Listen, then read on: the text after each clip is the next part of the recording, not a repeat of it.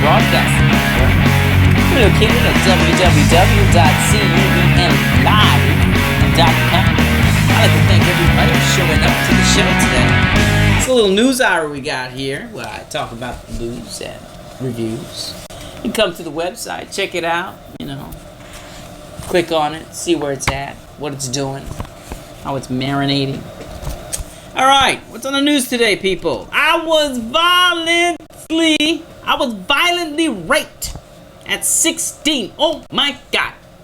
But the abortion was so much worse. Wow. August 14, 2015, 7th one.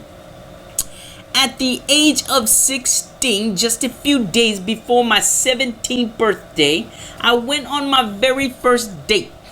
I was thrilled. He played football and was popular. We ate and saw a movie. I still had some time left before my curfew. So we drove around our rural area for a little while. We went to some of these family's property and walked around looking at horses. My first date, which seemed like a total dream, soon turned into a nightmare when he forcibly raped me in a barn. Oh my God, if I was only there, I would have whooped him. Excuse me. I didn't tell anyone initially. After all, he threatened me immediately after telling me that I would live to regret it if I told anyone. Oh, come on. That he'd make my life miserable and that nobody would believe me. A couple of weeks later, I told a friend, after talking with a few people, and finding out that he had already been spreading his version of what happened that night. No one believed me. People who I trusted and loved and who should have supported me did not. I began to just deny the whole thing and started trying to block it from my memory. I didn't think a lot about the possibility of being pregnant because I had a distorted view that because it was rape, then it was someone less likely I'd become pregnant. It wasn't until I started having symptoms that I began to realize I might be pregnant. I drove to a different town by myself to buy a pregnancy test kit. Doing the test in the gas station bathroom so no one in my hometown would ever know. Before I took the test, I had kind of already thought ahead of what I would do if it became back positive. And so I had the name of a pregnancy center with their phone number because I thought they were an abortion clinic. I felt extremely scared and angry. There, all alone, in the gas station restroom, I was angry at God, asking, how could you allow me to be raped? I was angry at myself for putting myself in a position to allow this to happen. From a payphone, I called the pregnancy center and they said I could come in right then, which I did. It was about an hour drive from me. I trusted no one at the point and chose not to tell any friends or family. I felt like this would only confirm that the people were already saying about me, making up the rape. I went to the crisis pregnancy center because I thought it was an abortion clinic, hoping to get one that day. They were so nice to me and told me everything I already knew about the life inside of me. I didn't feel like I was judged by them at all. They only had certain days of the week that they did ultrasounds, and I would have had to return 2 days later to get one. crying. I told them I was so scared and couldn't handle facing people with the pregnancy, and that I was still going to go to an abortion clinic when I left there. The counselors told me that even if I did go through with an abortion, that I was still welcome to come back there and talk to them about it. To this day, 17 years later, I still have a relationship with one of those counselors. Scared out of my mind of facing ridicule, having to address the rumors, the rapes was already spreading, already overwhelmed from my reputation being slandered. I drove to an abortion clinic that same day.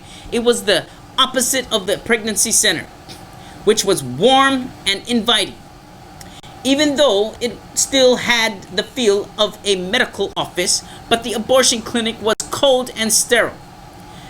There were others in the waiting room, but no one would look at each other or acknowledge each other's presence in any way. There was no privacy. Speaking to the receptionist, telling her why I was there, she said they could see me, but I'd have to make an appointment to come back to get the procedure done the next day. I told her I could skip school another day, so she said they would take me right away. There was no waiting and no questions. All they cared about was that I had the money to pay. They didn't even care that I was by myself. It was the absolute worst experience of my life, even worse than the rape. I kept telling myself that it was going to be okay, that I was raped, so this was justified, and I would get through this. I didn't believe any of it, so I just kept saying it to myself over and over again. I told God that it was all His fault, and I was just and so angry in the moment. But I knew that there was a baby inside of me. I knew that life begins at conception. But in my 17-year-old mind, I just wasn't making the connection. Wow. The abortion clinic estimated I was between 14 to 16 weeks pregnant. So they used ultrasound during the procedure. The screen was turned so I couldn't see it. I don't know if it malfunctioned or if the nurse made a mistake, but I heard my baby's heartbeat. And that was when the connection finally happened. I told the doctor that I wanted him to stop, but he said it was already too far along to stop. I was out of it because they'd given me a Valium to relax. The nurses helped me to get clean up and to get dressed. They were rushing me because they needed the space. I wasn't ready to move or to go anywhere, but they didn't care about the hurting me or that I was upset. They didn't offer to walk me out to my car or even ask if anyone was there to drive me. I sat in my car in pain and crying for 2 hours before I could even think about driving home. I really shouldn't have been driving at all that day. The problem had been taken care of according to society, and I should have been relieved and ready to go on about my life. But relief was the farthest thing from what I felt. I remember having a dialogue with myself, like a good versus evil talk. First telling myself, you did what you had to do. Did you really? Did you really? Have any other choice? Most people would understand what you just did. But then I tell myself, you know, that was a baby. How could you do that? You're a horrible person. I thought, I must not really be a Christian. For many years, I did anything I could to numb my pain. I barely remembered college because I drank all the time. I also struggled with an eating disorder and honestly don't know how I survived. But by the grace of God, I was attending church this whole time. But part of me just felt dead. And I still really questioned, how could God love me? How could He ever forgive me for killing my baby?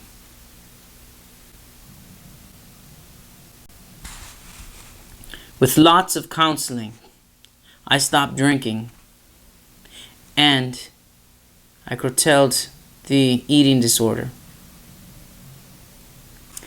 We focused on the rape for a certain period of time and worked through that, which was helpful.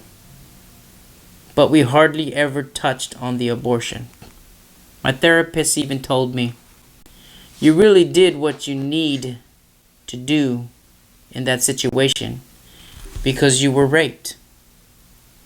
I met a Christian guy through church, and we abstained from sex until our wedding night. I felt like I'd have enough garbage in my life, and I wanted to do things right and honor God. But as time went on, I still suffered from depression and struggled with the eating disorder. I'd always felt that because of the experience I had when I went to the Pregnancy Resource Center. I knew that later in my life I wanted to be involved in this kind of ministry. We had just had Sanctity of Human Life Sunday at my church. And I told my pastor that the nearest center was about an hour away and that there's a huge need for a center in our area. He felt God had given me a vision and encouraged me to start a local center. So I got people together and we began to plan the opening of a pregnancy resource center. Amen. During that process, I heard a post-abortion ministry. For the very first time, by visiting other centers and learning what services are offered, I dove into reading about post-abortion syndrome. And I realized that this was my big issue. And that's why I've suffered so much. It just all clicked. So a couple of years ago, I went through a post-abortion Bible study, finally understanding and accepting God's forgiveness and grace. I finally overcome the eating disorder. I still get depressed at times, but it's manageable and no longer dictates my life. I've now started a post-abortion ministry through our local pregnancy resources center, and I'm guiding other women through the healing process. I'm here to tell you that abortion is never the answer. It would only cause an already painful and difficult situation to be even more hurtful. During my abortion procedure, I was terrified. I kept asking questions about what was about to happen, and no one seemed to want to answer me. Looking back, I think they wanted to hurry up before I had a chance to change my mind. For many years after, I would have terrible anxiety and even panic attacks. At times, anytime I heard anything that remotely sounded like a heartbeat. For a long time, I didn't know that's what I was reacting to, and it wasn't until many years later, when my husband and I were expecting our first child together, that I connected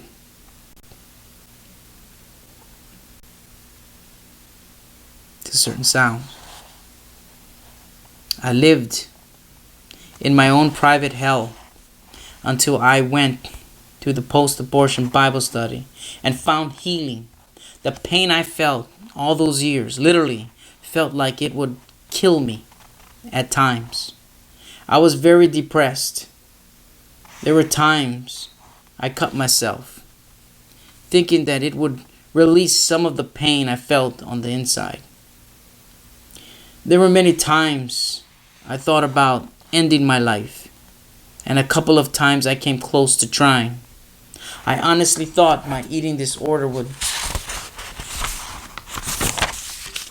eventually kill me, and that actually became my intention with those behaviors. I felt like I deserved to suffer and not live. Any resemblance of a happy life because of what I did. I want people to hear my story as I heard, as it is to tell, as hard as it is to tell. It needs to be told. Something terrible happened to me on that date, that night. Then I was betrayed by the people closest to me. All of that was extremely painful, but it doesn't come close to comparing the pain, the guilt, the shame, the remorse, or the self-hearted I heaped and Satan heaped upon me in the years following the abortion. I thought at the time that I was justified in what I was doing because I didn't choose to be in that situation. I was pregnant by rape. I knew there was life inside me, but I thought it wouldn't matter because of how that life got there. I've never been more wrong about something. Aborting a baby that's the result of a rape doesn't affect the woman any differently than under any other circumstance. I've talked with many post-abortive women over the years through working with a local pregnancy center.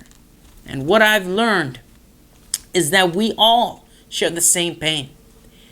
It's absolutely no different. The end result is still the same. My prayer is that though me telling my story, more rape victims will speak out about theirs as well, so that we can put a stop to rape being an excuse for keeping abortion legal. I love and grieve for that baby's life, just like I would for either of my other children. I think about every day how old she would be and what she would be like.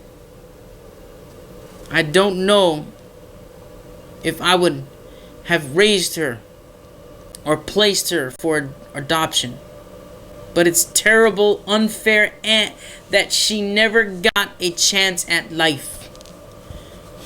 Even though her life was cut short as a result of the abortion, that didn't stop her life from happening, from having meaning and purpose. And through me telling our story, I'm ensuring her life was not in vain, and that she will be remembered.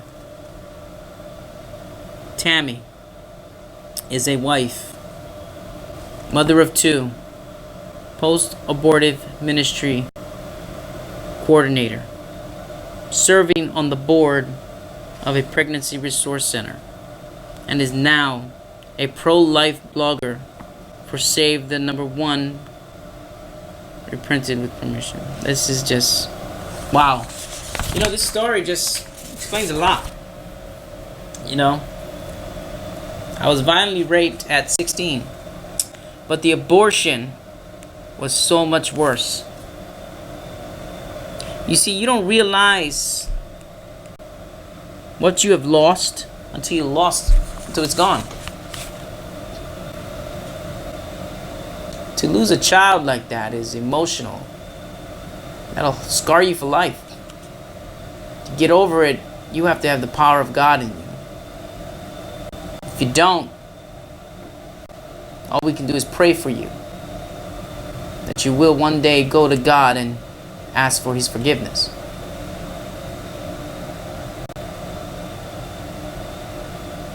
You gotta tell God that you want Him to forgive you because you did a sin that is a very bad sin. Reading this story made me very emotional because when you have kids, it's in your heart, When you got kids, you feel them inside of you. I'm a guy. Just couldn't imagine how worse it is for a girl. It's actually inside of them. But for me, my kids are in my heart. This story basically hurt me as I was reading it because it was just so emotional that I felt so helpless. What are you gonna do? Turned out that it was a bad thing and it ended into another bad thing. All we can do is pray for this girl and pray for all the girls that's in the same situation. That's all we can do. And hope that they will follow that path and they will lead their lives.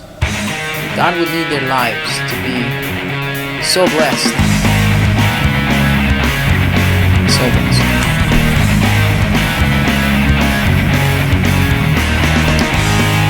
Hello, welcome to CUBN. This is Christian United Broadcasting Network, located at www.cubenlive.com.